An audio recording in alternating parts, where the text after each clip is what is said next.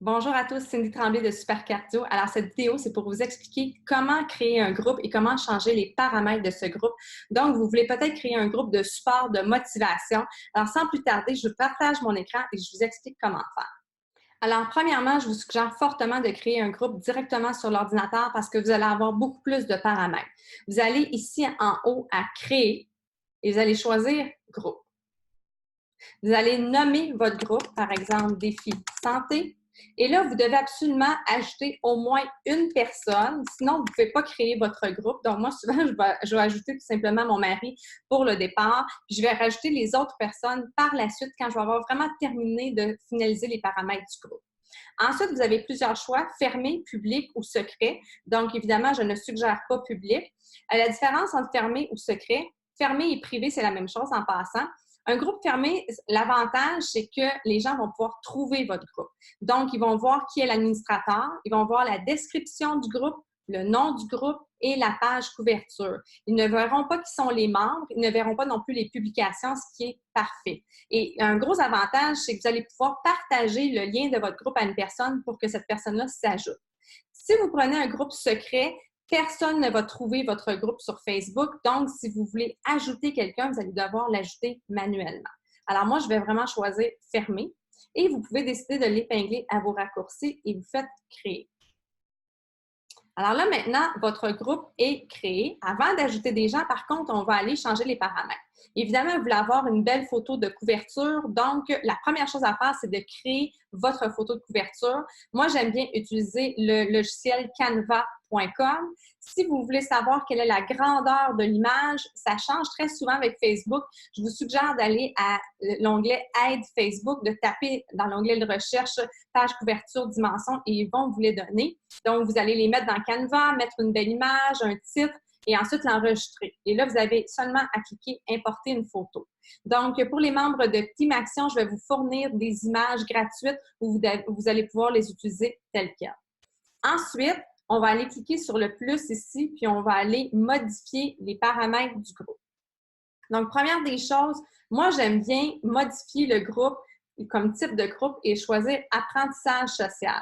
La raison, c'est qu'avec un groupe apprentissage social, vous pouvez créer des unités. Et ça peut être vraiment intéressant si vous avez des modules, des informations importantes, des semaines, par exemple, de défis où vous pouvez placer vos publications dans des unités dans un certain ordre. C'est plus facile à trouver. Ensuite, je vous encourage à mettre une description parce que si c'est un groupe privé ou fermé, les gens, quand ils vont trouver votre groupe, ils vont voir la description et savoir vraiment à quoi sert votre groupe. Donc, une description brève, claire et précise, à quoi sert le groupe. On descend plus bas, vous pouvez choisir une couleur, c'est vraiment votre choix. Ici, page associée. Vous pouvez associer, par exemple, si vous avez une page publique, moi c'est Super Cardio, je pourrais cliquer ici sur Associer. L'avantage, c'est que quand les gens vont arriver sur ma page Super Cardio, ils peuvent voir dans les groupes que je gère ce groupe-là. Aussi, un autre avantage, c'est que directement sur votre groupe, donc vous pouvez parler soit en votre propre nom ou parler au nom, par exemple, de votre page. Alors, si c'est un grand groupe et les gens dans votre groupe ne sont pas nécessairement des amis Facebook, ça peut être très intéressant que ce soit votre page qui parle. Comme ça, vous allez pouvoir entrer en contact avec eux via votre Messenger de votre page. Vous pouvez personnaliser l'adresse parce que présentement, l'adresse de votre groupe, c'est une série de chiffres. En personnalisant l'adresse, vous pouvez lui donner un nom beaucoup plus intéressant. Par contre, éviter des noms, par exemple, très connus comme Défi Santé, c'est clair que quelqu'un l'a déjà utilisé, mais un nom qui est personnel à vous. Ensuite, on continue plus bas. Ici, je dirais que c'est la chose la plus importante qui n'est pas par défaut, pourtant ça devrait l'être. Présentement, n'importe qui est ajouté dans votre groupe peut ajouter quelqu'un d'autre et il sera accepté. C'est pas ça qu'on veut. On veut être capable de pouvoir gérer notre propre groupe. Donc, immédiatement, cliquez. Seuls les administrateurs peuvent créer des discussions. Non, excusez, c'est pas celui-là, c'est juste en haut. Ici. Les administrateurs et modérateurs uniquement peuvent approuver des gens. C'est-à-dire qu'il y a des gens qui sont dans votre groupe qui peuvent inviter des gens, mais ils vont être en attente d'approbation parce que c'est seul vous, l'administrateur, qui va être capable de pouvoir les approuver. Donc, je dirais que c'est la partie la plus importante avant de commencer à ajouter des gens. Ensuite, on continue. Ici, poser des questions. Ça, c'est vraiment intéressant, mais avant d'y aller, parce que j'ai fait l'erreur tantôt. Si on clique ici, on perd tout ce qu'on vient de d'énumérer en haut. Donc, on va commencer par enregistrer. Je vais enregistrer les paramètres que je viens de faire pour m'assurer que tout est correct. Voilà. Et là, je vais vraiment retourner dans modifier les paramètres du groupe et je vais aller à la partie que je vous parlais, qui était poser des questions. Ici. Ça, c'est vraiment, vraiment le fun parce qu'il y a possibilité de poser jusqu'à 3 questions aux gens qui s'ajoutent au groupe. Donc, dès qu'ils vont essayer de s'ajouter au groupe, il va y avoir des questions qui vont être données pour eux.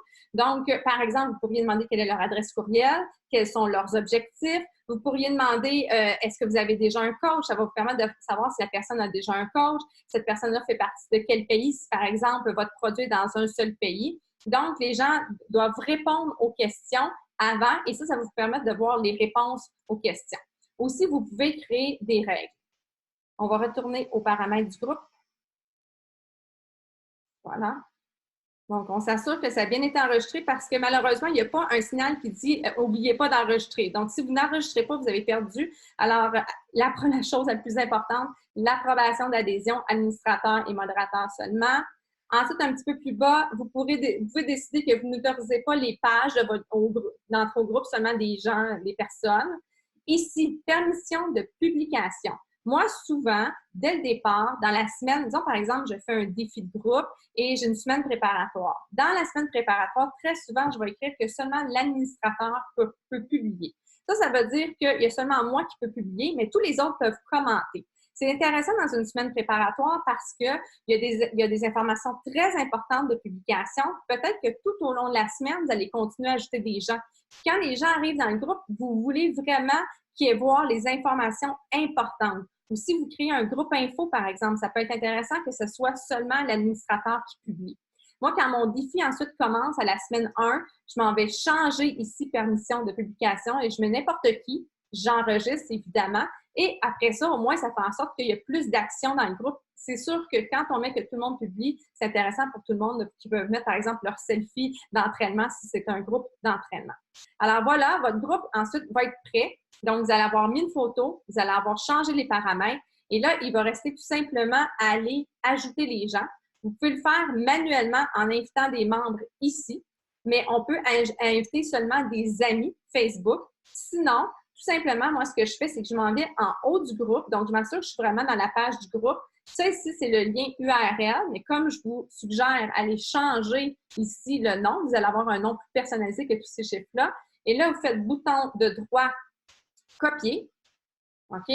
Et vous pouvez aller ensuite, bouton de droit encore coller pour aller le remettre à quelqu'un sur Messenger ou par courriel en disant mon groupe est créé, voici le groupe, ajoute-toi au groupe, clique sur le lien. Donc, les gens vont cliquer sur le lien et ensuite, ils vont s'ajouter au groupe. Sinon, si vous les ajoutez manuellement, en fait, vous ne les aurez pas automatiquement ajoutés. Donc, c'est une nouveauté de Facebook. Vous allez les avoir invités au groupe. Ils vont recevoir l'invitation.